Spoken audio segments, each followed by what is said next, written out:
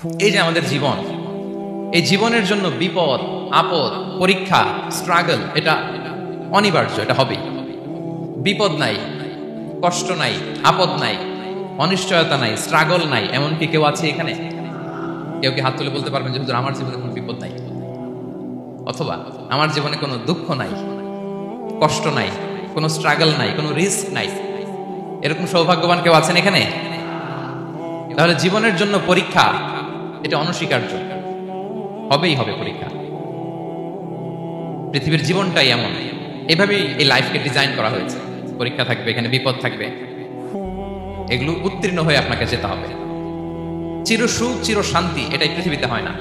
চির সুখ এবং চির শান্তির জায়গা হচ্ছে জান্নাত। চির সুখ এবং চির শান্তি কোথায়? এটা জান্নাতের বৈশিষ্ট্য। চির সুখ চির শান্তি, টেনশন নাই, ঝামেলা নাই, পরীক্ষা নাই, বিপদ নাই, রিস্ক নাই, স্ট্রাগল নাই। এটা হচ্ছে দ্য ফিচার্স অফ জান্নাত, জান্নাতের ফিচার।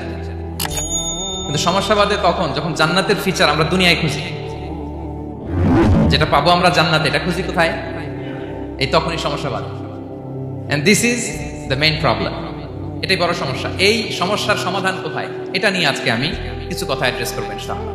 তো তাহলে আসুন শুনি জান্নাতের ফিচার কি। জান্নাতের কমন একটা ফিচার হচ্ছে জান্নাতে there will be no sickness in paradise. জান্নাতে কোনো অসুস্থতা থাকবে না, চিরসুস্থ। সুবহানাল্লাহ পড়েন। চিরসুস্থ, চির সবল, কেউ অসুস্থ হবে না জান্নাতে। জান্নাত হবে অ্যান্টি এইজিং, জান্নাতে বয়স বাড়বে না কারো। চির যৌবনা, চির যুবক, অ্যান্টি এজিং। আপনারা জানেন যে বর্তমান পৃথিবীতে অ্যান্টি এজিং ক্রিম পাওয়া যায় না? ক্রিম, কথা বুঝতেছেন?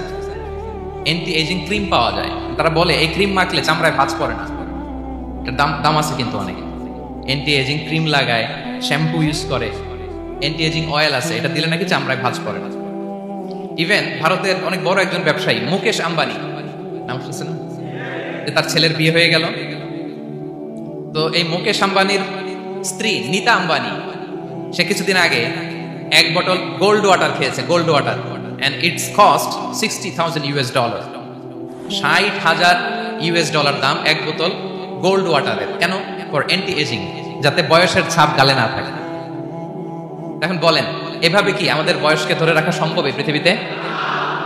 সম্ভব না, কারণ এই ফিচারটা দুনিয়ার ফিচার না, এটা জান্নাতের ফিচার। সুবহানাল্লাহ পড়েন। তাহলে জান্নাতে কেউ অসুস্থ হবে না। জান্নাত হবে চির যৌবন, চির যৌবনা। ওখানে আমরা যুবক থাকবো, প্রত্যেকে 33 বছরের যুবক যুবতী হয়ে জান্নাতে ঢুকবে। বিষ্ণু ইসলাম বলেন আহলুল জান্নাতি জুরদা ওয়া মুরদা ওয়া আবনাউ 30 ওয়া 30। জান্নাতে যারা যাবে শুভ্র দাড়িবিহীন, প্রত্যেকে হবে 33 বছর বয়সের। ওই যে 33 বছর বয়সে একবার ঢুকলেন আর বয়স বাড়বে না, ওইটাই চিরকাল ওই বয়স পাবে। জান্নাতের আরেকটা ফিচার হচ্ছে নো ফ্রাস্ট্রেশন, কোনো চিন্তা নাই, দুশ্চিন্তা নাই, হাইপার টেনশন নাই, সজীব প্রাণবন্ত। সুবহানাল্লাহ। জান্নাতের আরেকটা ফিচার হচ্ছে there is no expiry date in জান্নাত। এক্সপায়ারি ডেট আছে? জান্নাতে যে ঢুকবো 7 দিনের জন্য চেক ইন, নাকি? চেক ইন কয় দিনের জন্য? 7 দিন, 10 দিন পরে চেক আউট করে ফেলবে, এরকম? নো এক্সপায়ারি ডেট, আজীবন। একবার এন্ট্রি পেলে বের হওয়ার টেনশন নাই। আল্লাহু আকবার। তাহলে no expiry date, rather it's eternal, আজীবন থাকবেন, খালিদিনা ফিহা, চিরকাল থাকবেন। এবং জান্নাতের সবচাইতে গুরুত্বপূর্ণ ফিচার হচ্ছে there will be no death in জান্নাত। জান্নাতে আপনার আর মৃত্যু হবে না, মৃত্যুর বিদায় হবে। তার মানে আপনি অমর হবেন। তাহলে আপনি চির সুস্থ চির সবল হবেন জান্নাতে, চির যুবক থাকবেন, প্রাণবন্ত থাকবেন, আপনি অমর হবেন, আপনি জান্নাতে মরবেন না। জান্নাতীরা যখন জান্নাতে যাবে ফেরেশতারা ডেকে বলবে ইয়া আহলাল জান্নাতি ইন্না লাকুম আন তাসিহু ফালা তাসকামু আবাদা। জান্নাতীরা চিরকাল সুস্থ থাকবে, অসুস্থ হবে না। ইন্না লাকুম আন তাশিব্বু ফালা তাহরামু আবাদা, তোমরা শাবাব থাকবা, বুড়া হবা না। ওয়া ইন্না লাকুম আন তাহইয়াউ ফালা তামুতু আবাদা, চিরকাল বেঁচে থাকবা, মরবা না। এবং সেদিন জান্নাতে মৃত্যু দেয়া হবে, মৃত্যু দেয়া হবে। ইউতাল মাউতু বিকাবশিন আমলাহ, একটা ছাগলের আকৃতিতে মৃত্যুকে আনা হবে। ফায়ুযবাহুল মাউত, মৃত্যুকে জবাই দেয়া হবে। এবার জান্নাতীরা তাকিয়ে থাকবে, ফেরেশতারা বলবে ইয়া আহলাল জান্নাতি খুলুদুন ফালা মাউত, হে জান্নাতীরা চিরকাল এই জান্নাতে থাকবে। তাহলে জান্নাতের ফিচার পাইছেন? এখন কোন বোকা যদি এই ফিচার দুনিয়ায় খোঁজে, পাবে? পাবে না, কারণ দুনিয়ার ফিচার আলাদা। দুনিয়ার ফিচার কি? এই দুনিয়াতে বিপদ আসবে, কষ্ট আছে, দুনিয়াতে হতাশা আছে, ভয় আছে, অসুস্থতা আছে, বার্ধক্য আছে, এবং এই দুনিয়ার একটা এক্সপায়ারি ডেট আছে, আছে না? দ্য ডে ইউ ডাই, যেদিন আপনি মারা যাবেন, এটা আপনার এক্সপায়ারি ডেট। চলে যেতে হবে, চলে যেতে হবে।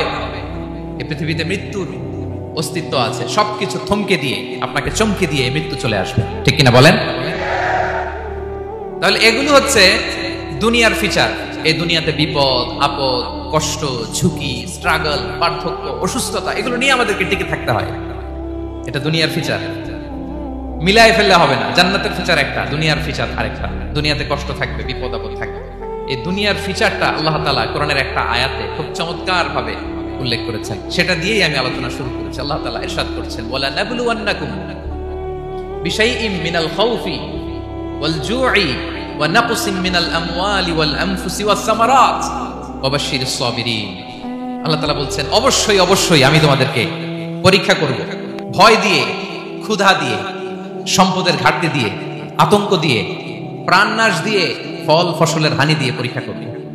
কিন্তু এই পরীক্ষায় যারা উত্তীর্ণ হবে, যারা সবর ইখতিয়ার করবে, ওয়াবাশশিরিস সাবিরিন, ধৈর্যশীলদের জন্যই হচ্ছে সুসংবাদ। আলহামদুলিল্লাহ পড়ে।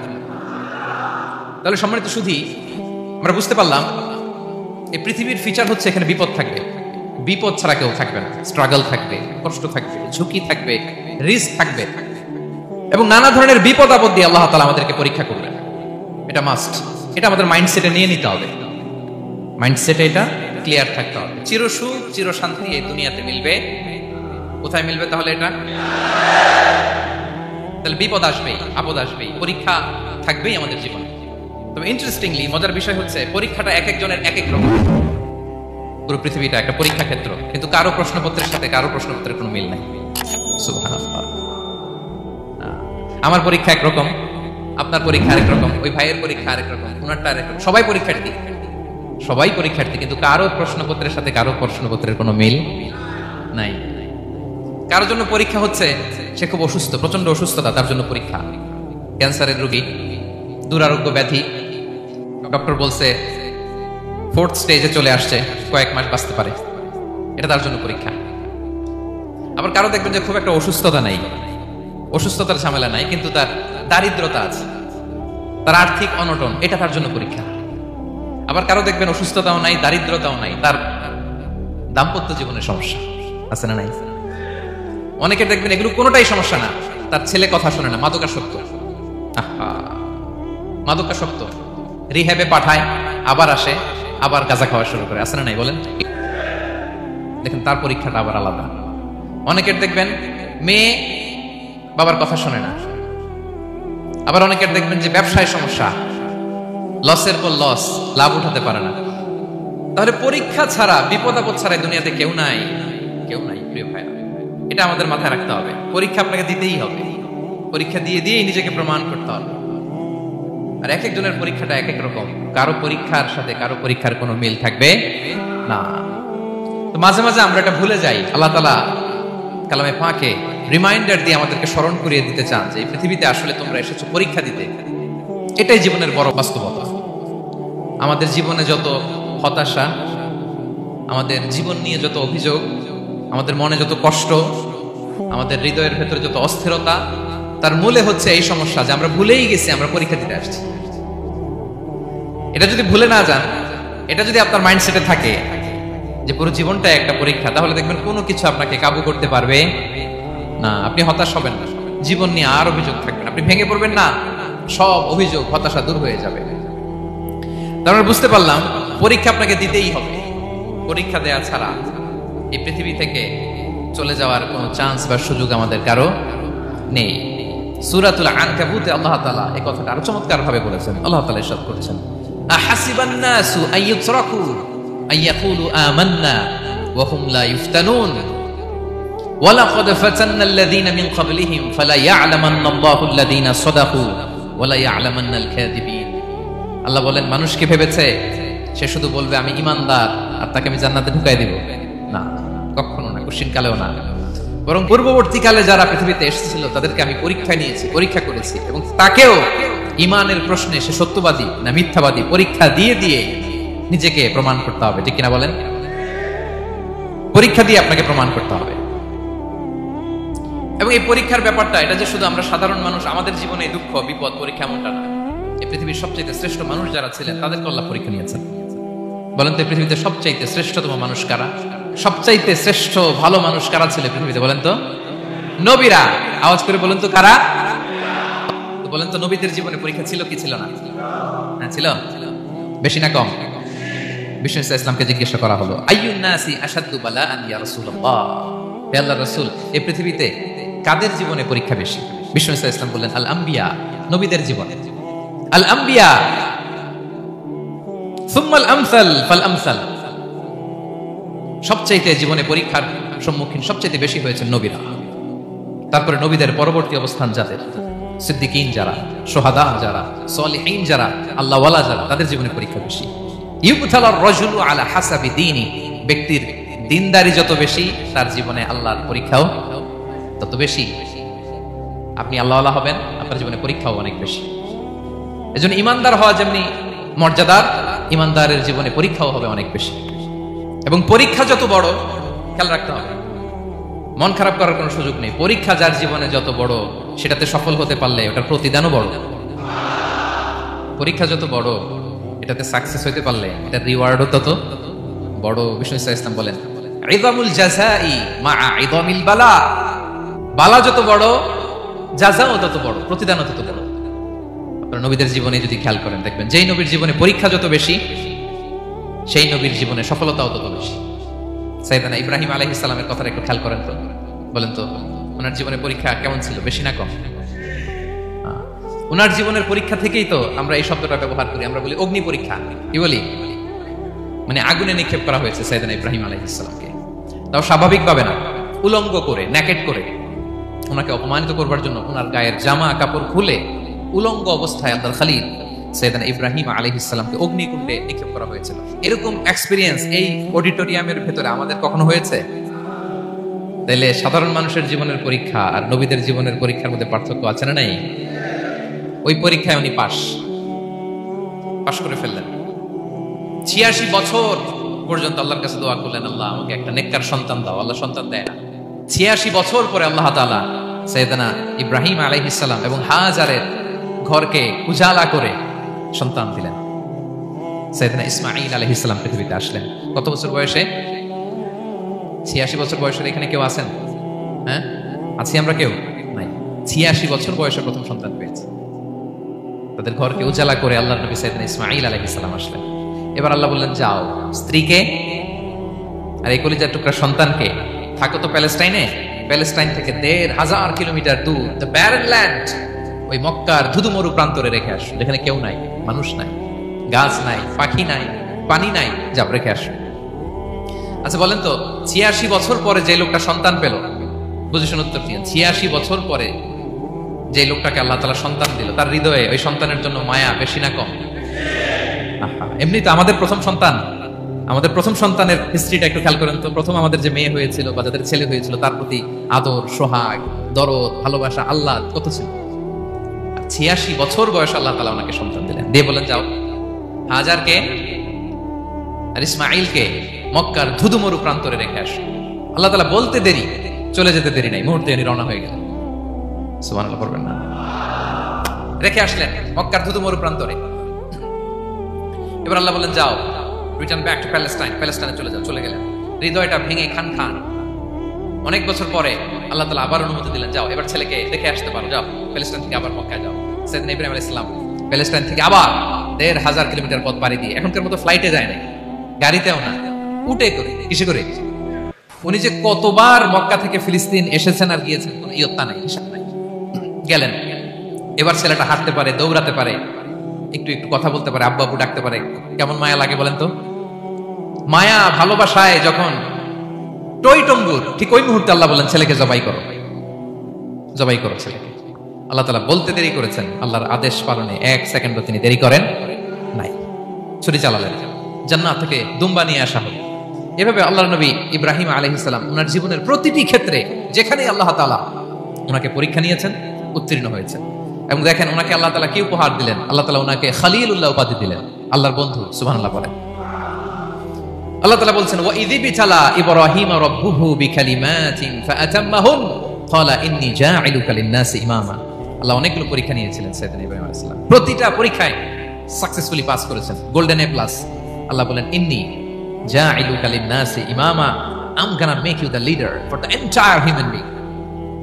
I'm gonna appoint you as a leader for the entire universe. গোটা বিশ্বের জন্য, গোটা মানবতার জন্য আমি তোমাকে লিডার বানায় দিলাম। ইযামুল জাযাই মা'a ইযামিল বালা। পরীক্ষা যত বড়, ওই পরীক্ষায় পাশ করলে ওইটার ফলাফল প্রতিদানও বড়। তাহলে দেখেন প্রিয় ভাইরা, সাইয়েদনা ইব্রাহিম আলাইহিস সালামের জীবনে পরীক্ষার কোনো শেষ ছিল না। আমি আপনি কোথায়? আল্লাহর খলিলের জীবনে যদি এত পরীক্ষা থাকতে পারে, আমি আপনি কোথায় বলেন তো? এবার বলেন, সাইয়েদনা মূসা আলাইহিস সালাম, ওনার জীবনে তো কোনো পরীক্ষার ছিল না। গুণে শেষ করতে পারবেন?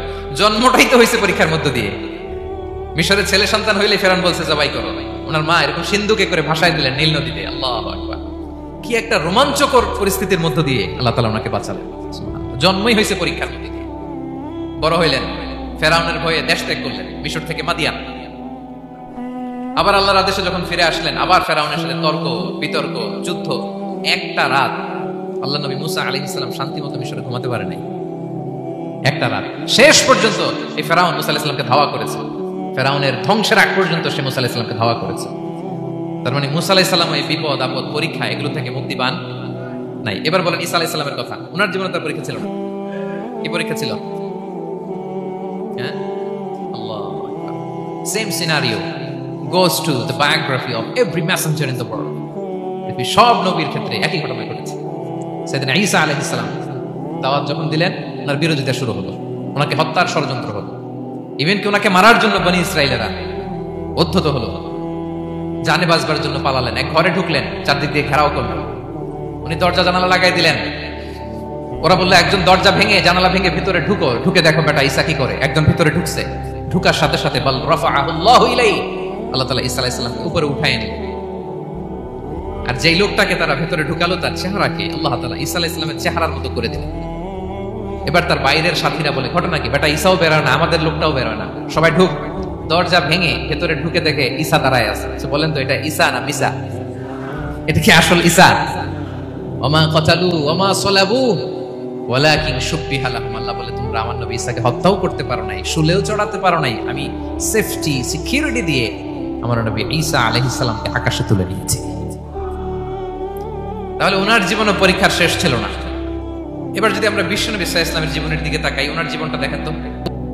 আমাদের প্যারা নবী বিশ্বনবী মুহাম্মদুর রাসূলুল্লাহ সাল্লাল্লাহু আলাইহি ওয়াসাল্লাম, ওনার জীবনে কি স্ট্রাগল ছিল? স্ট্রাগল। মাক্কি জীবনের কথা যদি একটু খেয়াল করেন, দেখেন তো 3 বছর শিয়াবে আবি তালেবে জেল কেটেছেন, না খেয়েছিলেন।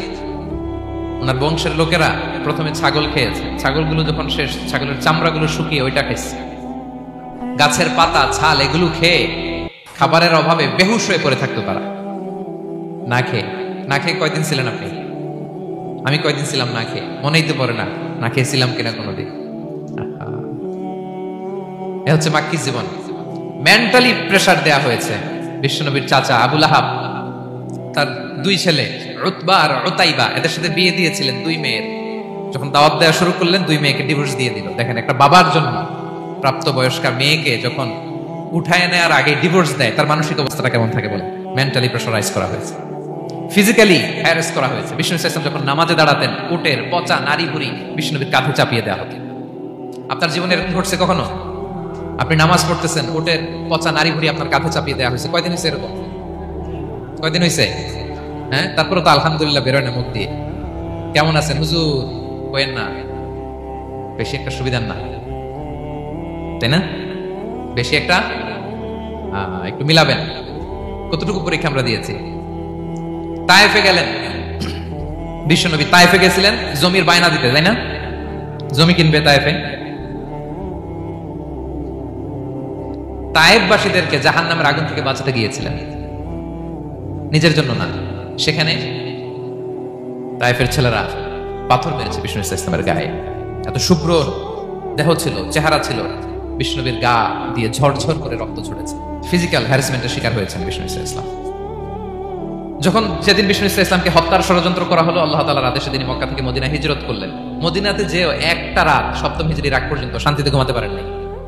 তিন দিকে তিন ইহুদি বসতি, বনু কাইনুকা, বনু নদীর, বনু কুরাইজা। খাওয়ার মধ্যে বিষ মিশিয়ে দেয়া হয়েছিল বিষ্ণু ইসলামের। বাজুর, খাসির বাজুর রান পছন্দ করতেন এক ইহুদি মহিলা, বিষ্ণু ইসলামের ওই রানের মধ্যে বিষ মিশিয়ে দিয়েছিল। ওই বিষের যন্ত্রণায় মৃত্যুর আগ পর্যন্ত বিষ্ণুনবী কাতরাতেন এবং উনি ইন্তেকালের সময় ওই বিষের ব্যথা যন্ত্রণাতে ইন্তেকাল করেছেন। বিষ্ণুনবীর ইন্তেকালটা শাহাদাতের ইন্তেকাল ছিল।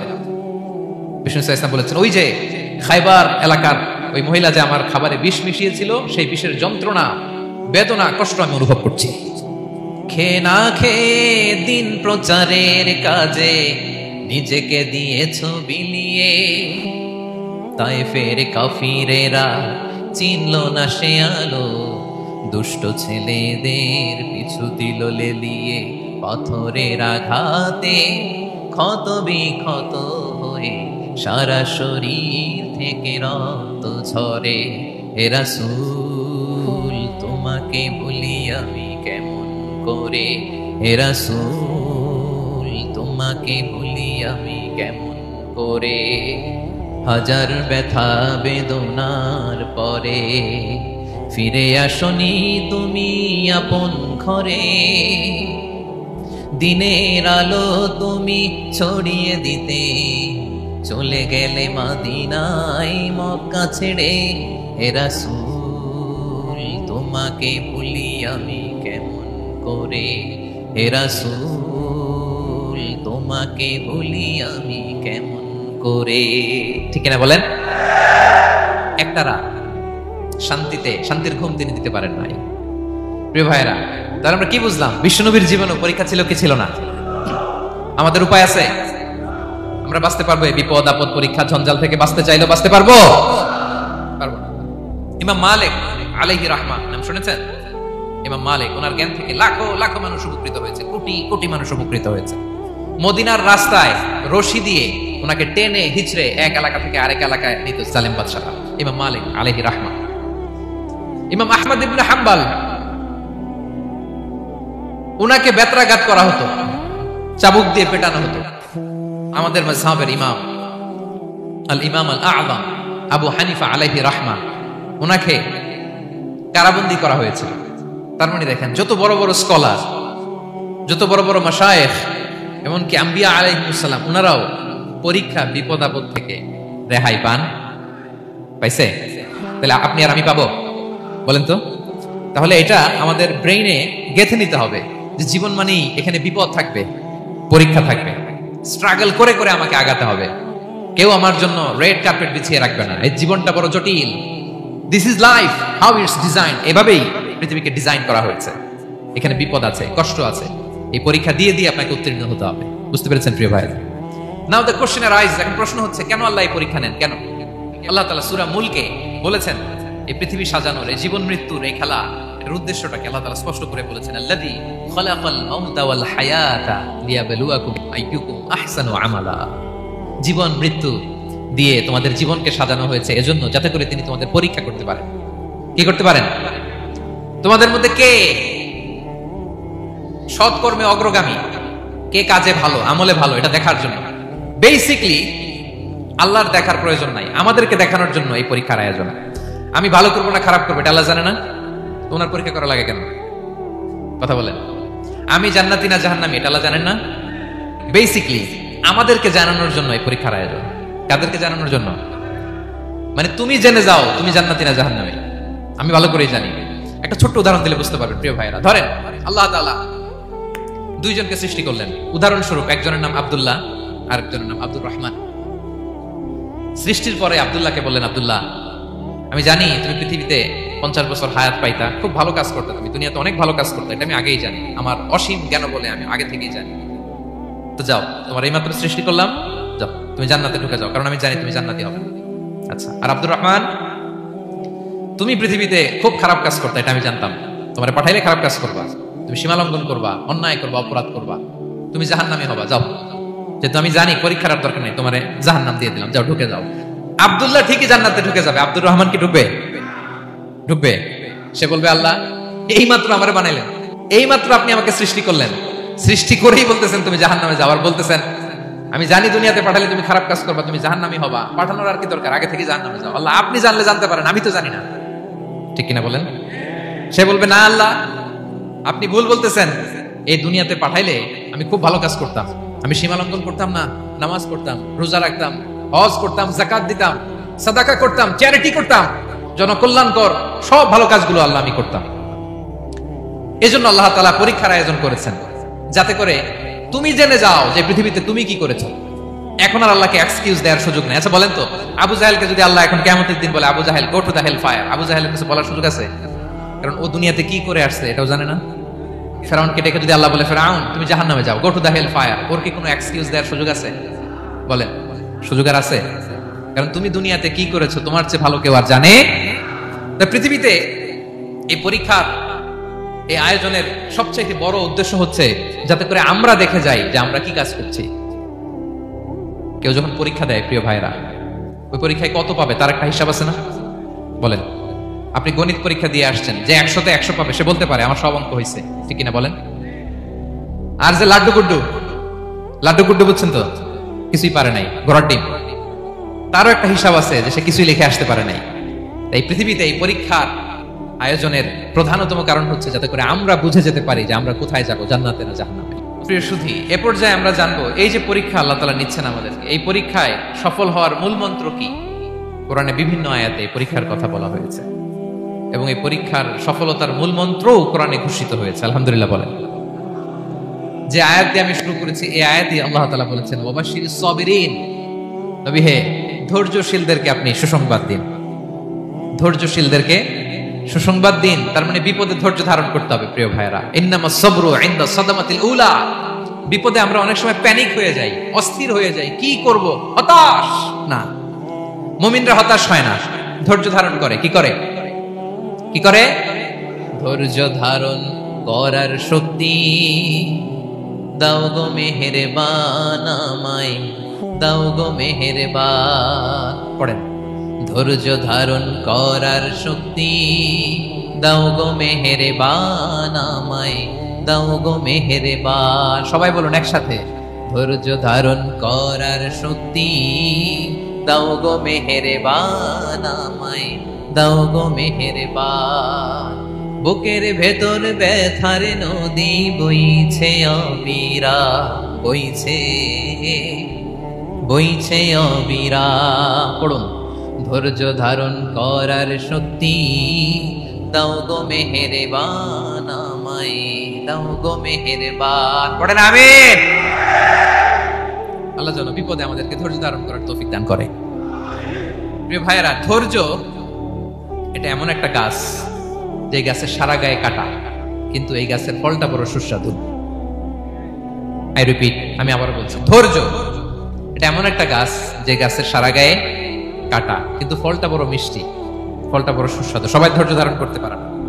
বিষ্ণু ইসলামকে আল্লাহ তাআলা নানা সময় আশ্বস্ত করেছেন, সান্ত্বনা দিয়েছেন, আর ধৈর্যের বাণী শুনিয়েছেন। আল্লাহ বলেন ফাসবির কামা সাবারা উলুল আজমি মিনার রাসূল, নবী হে আপনার আগে দৃঢ় প্রত্যয়ী নবীরা যেরকম ধৈর্য ধারণ করেছে আপনিও ধৈর্য ধারণ করুন।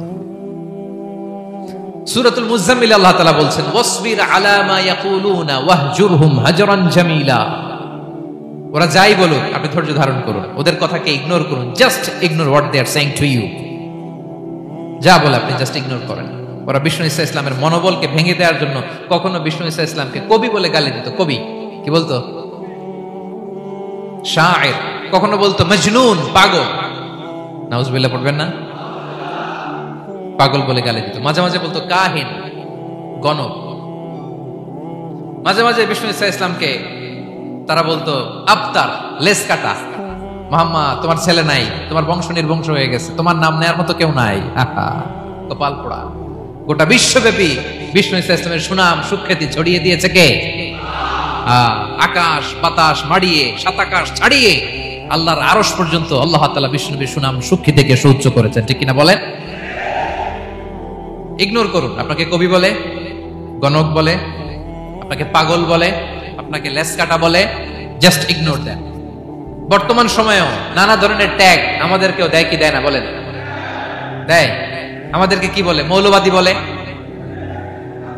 বলে বলে ওই যে রাজাকার বলে। রাজাকার রাজাকার খেলার দিন শেষ। মন মতো হইলে মুক্তিযোদ্ধা, মন মতো না হইলে রাজাকার, এই দিন শেষ। ওই দিন আর নাই, এই কার্ড দিয়ে আর খেলার দিন নাই। এগুলো মানুষ আর খায় না এখন, এগুলো গিলে না আর। সাধারণ মানুষ বড্ড সচেতন।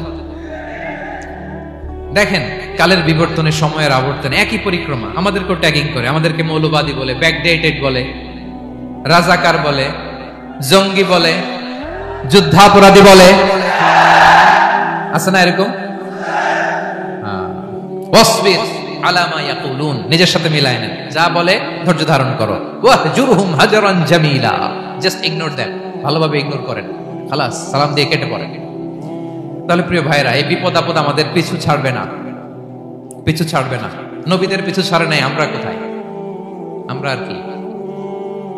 বিপদ আমাদেরকে ধৈর্য ধারণ করতে হবে, মনোবল হারাইলে হবে না। দেখেন বিশ্বনবী কিভাবে আপনাদেরকে সান্ত্বনা দেয়। বিশ্বনবী বলেন, আজাবান লি আমরিল মুমিন, মুমিনের ব্যাপারটা বড় আশ্চর্যজনক। ফাইন্না আমরাহু কুল্লাহু লাহু খাইর, মুমিনের জীবনে যা ঘটে সবটাই খাইর, সবটাই কল্যাণ। ইন আসাবাতহু সাররাউ শাকারা ফাকানা খাইরাল্লাহ ওয়া ইন আসাবাতহু দাররাউ সাবারা ফাকানা খাইরাল্লাহ। মুমিনের জীবনে যদি সুখ আসে তাহলে মুমিন শুকরগুজার হয়, এটা তার জন্য ভালো। আর যদি মুমিন জীবনে দুঃখ আসে তাহলে সে সবর ইখতিয়ার করে, এটাও তার জন্য ভালো। সুবহানাল্লাহ। তাহলে দেখেন আমরা হয় সুখে থাকি নয় দুঃখে থাকি, ঠিক কিনা বলেন? তাহলে সুখের সময় আমরা শুকর করি, কি করি? শুকরগুজার হই। শুকরিয়া করাও একটা ইবাদত, শুকরিয়া করাও কি? আর দুঃখের সময় আমরা সবর করি, সবর করাটাও একটা। তাহলে আমাদের পুরো জীবনটাই ইবাদত, পুরো জীবনটাই সুখের সময় শুকর আর দুঃখের সময় সবর। আওয়াজ করে বলেন, সুখের সময় শুকর আর দুঃখের সময়। এই দুই ইবাদত মুমিন জীবনে চলমান, কন্টিনিউয়াস, একটা উইন উইন সিচুয়েশন। কি বলেন? উইন উইন হয়ে গেল না? যেই পরিস্থিতিতেই থাকে আমাদের জন্য লাভ। আল্লাহু আকবার। তাহলে প্রিয় ভাইরা, এটাই জীবনের বাস্তবতা। সবর আমাদেরকে ইখতিয়ার করতে হবে, হতাশ হওয়া যাবে না। অনেকে আমরা অল্পতে হতাশ হই। এই যে আমরা ধৈর্য ধারণ করছি, এর ফল পাচ্ছি না। দীর্ঘ দেড় দশক ধরে ধৈর্য ধারণ করছেন না আপনারা? এখন মুক্তি, স্বাধীনতা, বিজয় এনে দিয়েছে কে? ধৈর্য ধারণ করুন। ধৈর্যের যে ফলাফল, এটা বড় মিষ্টি। ধৈর্য এমন একটা গাছ, এই গাছের সারা গায়ে কাটা, কিন্তু এর ফলটা বড় সুস্বাদু, এর ফলটা বড় মিষ্টি। ধৈর্য ধারণ করার অভ্যাস করতে হবে প্রিয় ভাইরা। মুমিন হতাশ হয় না, হাল ছেড়ে দেয় না। মুমিন ভরসা রাখে একজনের উপর, তিনি কে? লা তাইয়াসু মির রাউহিল্লাহ ইন্নাহু লা ইয়াইয়াসু মির রাউহিল্লাহি ইল্লাল কওমুল কাফিরুন। আল্লাহর রহ থেকে, রহম থেকে নিরাশ হয়ে যাও না। কাফির ছাড়া, অকৃতজ্ঞ ছাড়া কেউ আল্লাহর রহ থেকে, আশা থেকে নিরাশ হয় না। শয়তানের সবচেয়ে বড় মিশন হলো আমাদেরকে হতাশ বানানো, এটা খেয়াল রাখতে হবে। শয়তানের সবচাইতে বড় মিশন কি? আমাদেরকে হতাশ করে দেয়া। হতাশ বানাইতে পারলে সে সাকসেসফুল, খুশি। কিন্তু আমরা এত সহজে হতাশ হই না, আমরা নিরাশ হই না, আমরা বিপদে হাল ছেড়ে দেই না। আমরা ভরসা রাখি এক মহান সত্তার উপর, তিনি কে? মনে থাকবে, বিপদ আসলে ভেঙে পড়বেন, ভিসা না হইলে কান্নাকাটি শুরু করবেন, ব্যবসায় লস হইলে হাউমাউ, হ্যাঁ, দেশ থেকে কোনো দুঃসংবাদ আসলে হতাশ হবেন, ভেঙে পড়বেন। ধৈর্য ধারণ করব আমরা। আওয়াজ করে বলেন, আমরা কি করব? সবর। বিপদ ট্যাকেল দেওয়ার প্রথম স্টেপ হচ্ছে সবর, ধৈর্য ধারণ করতে হবে। অবশ্যই সাবিরিন, ধৈর্যশীলদেরকে সুসংবাদ দাও। বিপদ থেকে বাঁচার দ্বিতীয় স্টেপ হচ্ছে এই বিপদ থেকে উত্তরণের চেষ্টা করতে হবে, কন্টিনিউয়াস প্রচেষ্টা চালিয়ে যেতে হবে। ওয়াল্লাযীনা জাহাদু ফিনা লানাহদিয়ান্নাহুম সুবুলানা, যারা আমার রাস্তায় চেষ্টা করে, প্রচেষ্টা করে, স্ট্রাগল করে, তাদেরকে আমি পথ দেখিয়ে দেই, সুবুল দেখিয়ে দেই, ওয়ে আউট দেখায় দেই, এক্সিট দেখায় দেই। কোথাও আটকাবেন না আপনি, আপনাকে এক্সিট দেখাই দিবে কে? মালয়েশিয়াতে কেলুয়ার বলে না, কেলুয়ার কি বলে চিনেন? কেলুয়ার মানে কি? এক্সিট, এক্সিট পেয়ে যাবেন, আটকাবেন না আপনি জীবনে কোথাও। 3 নাম্বার, আল্লাহর উপর তাওয়াক্কুল করতে হবে বিপদ আসলে। ওয়া মান ইয়াতাওয়াক্কাল আলাল্লাহি ফাহুয়া হাসবুহ, আল্লাহর উপর যে তাওয়াক্কুল করে আল্লাহই তার জন্য যথেষ্ট হয়ে যায়। তাহলে বিপদে প্রিয় ভাইরা আমরা প্যানিক হব না, ধৈর্য ধারণ করব, বিপদ থেকে উত্তরণের সর্বোচ্চ প্রচেষ্টা চালিয়ে যাব, আর ভরসা রাখবো একজনের উপর, তিনি কে? আর বিপদ আসলে এটাকে নেগেটিভলি নেবেন না সবসময়। বিপদ আপদ এটা অনেক পজিটিভ ভালো জিনিস আমাদের জীবনে বয়ে নিয়ে আসে। শাইখুল ইসলাম ইবনু তাইমিয়া আলাইহি রাহমা উনি বলতেন, খুব দামি কথা, খুব হেভি ওয়েট কথা, মনোযোগ দিয়ে শুনুন। তিনি বলতেন, যে নেয়ামত তোমাকে আল্লাহ থেকে দূরে সরায়, ওই নেয়ামতের চেয়ে বিপদ ভালো যে বিপদ তোমাকে আল্লাহর দিকে ধাবিত করে। আই রিপিট, আমি আবারও বলি, যে নাজ নেয়ামত তোমাকে আল্লাহ থেকে দূরে সরিয়ে দেয়, সে নাজ নেয়ামতের চেয়ে ওই বিপদ আপদ ভালো যে বিপদ আপদ তোমাকে আল্লাহর কাছে টেনে নেয়। তাহলে বিপদ আপদ আসলে আপনি হতাশ হবেন? আর কখনো দুঃখ করবেন? মোয়ারের ভাইরা, আর মন খারাপ করবেন? আপনি খেয়াল করে দেখেন, বিপদ আসলে আমরা আল্লাহরে ডাকি বেশি। যখন অসুস্থ আপনি খেয়াল করেন তো, আল্লাহ আল্লাহ তুমি ছাড়া বাঁচানোর কেউ নাই, আল্লাহ আল্লাহ তুমি হেফাজত করো, আল্লাহ তুমি সুস্থ করে দাও। যখন লাইফ থ্রেট, দেখেন আপনি গুম হয়ে যেতে পারেন, আপনার কারাবন্দী করতে পারে, এরকম একটা বিপদের মধ্যে আছেন, তখন খেয়াল করেন তো আল্লাহর সাথে আপনার কানেক্টিভিটি, রিলেশনশিপটা কতটা ডেভেলপ হয়। কারণ বিপদে পড়লে আমরা আল্লাহরে ডাকি বেশি। তাহলে বিপদ আপদেরও কিছু পজিটিভ সাইড বা দিক আমাদের জীবনে আছে না নাই? অনেক পজিটিভ দিক আছে, কয়েকটা শেয়ার করি। এক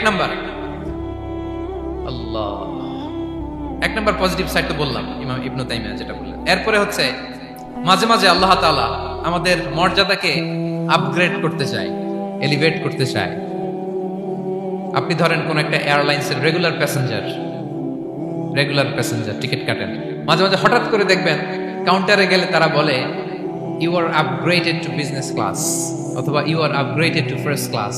যেহেতু রেগুলার প্যাসেঞ্জার, অনেক মাইলস জমা হয়েছে, আপগ্রেড করে দেয়।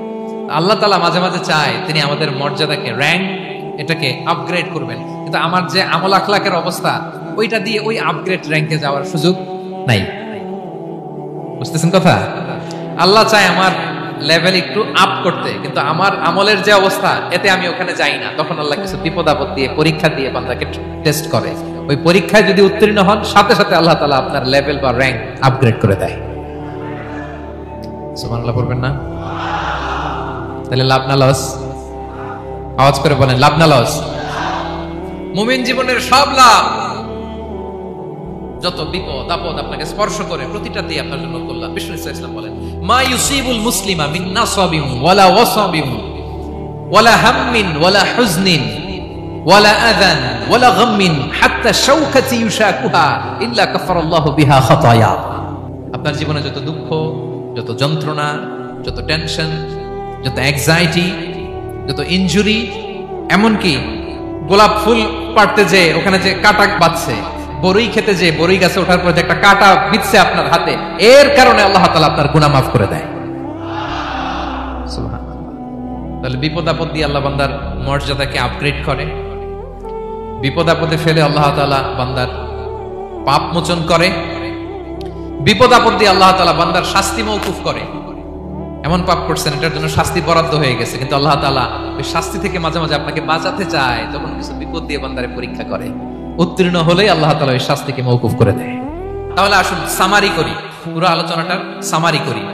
এক নম্বর সামারি হচ্ছে বিপদ আপদ, পরীক্ষা, স্ট্রাগল, কষ্ট, এটা সুন্নাতুল্লাহি ফিদ দুনিয়া। এই দুনিয়ায় আল্লাহর সুন্নাত, এর বাইরে কেউ যেতে পারে না, ইভেন নট দ্য মেসেঞ্জার্স, নবীরাও। আজকের আলোচনায় শুনছেন না নবীদের জীবন দিয়ে কি গেছে, ups and downs, test and trial, নবীরাও না।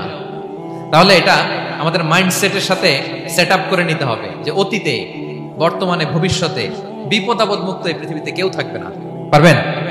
হ্যাঁ, এটা মাইন্ডসেটে নিয়ে নিতে হবে যে এটাই জীবন, বিপদ আপদ দিয়ে আল্লাহ পরীক্ষা করবেন। এটাই পৃথিবী। চির সুখ চির শান্তি এই পৃথিবীতে খুঁজলেই পাওয়া যায় না। শুরুতে বলছিলাম না, চির সুখ চির শান্তি। বলেন তো এটা কি দুনিয়ার ফিচার না জান্নাতের ফিচার? জান্নাতের ফিচার দুনিয়ায় খুঁজতে পাওয়া যাবে? যাবে। তাহলে আজকের আলোচনার এক নম্বর লেসন হচ্ছে বিপদ আপদ এটা সুন্নাতুল্লাহি ফিদ দুনিয়া। এই দুনিয়া আল্লাহর সুন্নাত, এটা থেকে মুক্তি পাওয়ার কোনো সুযোগ নাই, নবীরাও পায় নাই। 2 নম্বর লেসন, বাঁচার যেহেতু সুযোগ নাই, we have to face it with patience, intellect and tawakkul। বিপদে অস্থির হওয়া যাবে না, এটাকে ফেস করতে হবে উইথ পেশেন্স, ধৈর্যের সাথে। বিপদ আমরা মোকাবেলা করব কিসের সাথে? ধৈর্য। প্যানিক হবেন না, অস্থির হবেন না, ধৈর্য ধারণ করবেন উইথ ইন্টেলেক্ট। আল্লাহর দেয়া আপনার ইন্টেলেক্ট খাটিয়ে এই বিপদ উত্তরণের সর্বান্তকরণের চেষ্টা প্রচেষ্টা আপনার চালায় যেতে হবে। আর সবশেষে আত-তাওয়াক্কুল আলাল্লাহ, ডিপেন্ডিং অন আল্লাহ, ভরসা করব কার উপর? আল্লাহর উপর। পারা যাবে তো? আচ্ছা, 2টা লেসন গেল। 3 নম্বর লেসন হচ্ছে আমাদের ছেলে মেয়েদেরকে we have to educate our child regarding the test and trial in this dunya। দুনিয়ার এই বিপদ আপদের ব্যাপারে আমাদের ছেলে মেয়েদেরকে শেখাতে হবে, বুঝাতে হবে। ওরা ছোট মানুষ তো অস্থির হয়ে যায়, আব্বু আমার সাথে কেন এমন হয়, আমারই শুধু পেন্সিল চুরি হয়, আমারই শুধু এটা হয়, আমি পরীক্ষায় খারাপ করি, আমি ব্যথা পাই, আমার এই আমার সেই। ছোট মানুষ তো বুঝে না, ওরা বুঝাইতে হবে যে বাবা, this is the essence of life, এটাই জীবন, এটাই কি এই লাইফ হ্যাকস গুলো তাদেরকে শেখাইতে হবে। ডোন্ট বি প্যানিক, প্যানিক হওয়া যাবে না। This is how life is design, এটাই জীবন, বিপদ আপদ আসবে, এটাকে মেনে নিতে হবে, ছেলে মেয়েদেরকে শেখাইতে হবে, তাহলে তারাও প্যানিক হবে না। পারবেন তো ইনশাআল্লাহ? আচ্ছা, 4 নম্বর লেসন হচ্ছে যেটা আমরা জানলাম, এই বিপদ আপদ সবসময় আমাদের জন্য খারাপ না। সামটাইমস ইট ব্রিংস খায়র for us if dealt properly. ঠিকমতো বিপদকে ডিল করতে পারলে এটা আসলে আমার জন্য আখেরে কল্যাণই বয়ে নিয়ে আসে। কি বলেন, তাই না? কল্যাণ বয়ে নিয়ে আসে। সব শেষ কথা হলো, আমরা যেন এই বিপদগুলোকে প্রপারলি ডিল করতে পারি, আমরা যেন সবর ইখতিয়ার করতে পারি। আল্লাহর কাছে চাইতে হবে, দোয়া করতে হবে, কারণ তৌফিক দেওয়ার মালিক কে? আল্লাহর কাছে যেন আমরা কায়মনোবাক্যে প্রার্থনা করতে পারি, আল্লাহ এই বিপদকে যেন আমরা ডিল করতে পারি উইথ সাবর, উইথ ইন্টেলেক্ট, উইথ তাওয়াক্কুল। আসল হাতিয়ার হচ্ছে এটা, দোয়া। আল্লাহর কাছে চাইবেন, মনোযোগের সাথে চাইবেন, আন্তরিকতার সাথে চাইবেন। উদউল্লাহ ওয়া আনতুম মুখিনুনা বিল ইজাবা। বিষ্ণু বলেন এমন ভাবে চাও যেন তুমি অনেকটা কনফার্ম যে তোমার দোয়া আল্লাহ কবুল করবেনই, এমন ভাবে চাও। অনেকে রোবোটিক দোয়া করে। রোবোটিক দোয়া মানে দোয়ার মধ্যে প্রাণ নাই, ধ্যান নাই, মন নাই, আগ্রহ নাই, ভালোবাসা নাই, ওই দোয়া আল্লাহ কবুল করে না। মনোযোগ দিয়ে চাইতে হবে চাওয়ার মধ্যে, তাহলে আল্লাহ তাআলার পক্ষ থেকে তৌফিক পাওয়া যাবে। পাওয়া যাবে তো ইনশাআল্লাহ? আল্লাহ তাআলা আমাদের সবাইকে বিপদে আপদে ধৈর্য ধারণ করার তৌফিক দান করুক। নবীরা তাদের জীবনে যেভাবে স্ট্রাগল, আপস এন্ড ডাউনস, বিপদগুলোকে, টেস্ট এন্ড ট্রায়াল গুলোকে ডিল করেছে, আমরা যেন সেভাবে ডিল করতে পারি। আল্লাহ তৌফিক দান করুক। আল্লাহ তাআলা আমাদের সবাইকে কথাগুলো বোঝা আর আমল করার তৌফিক দান করুক।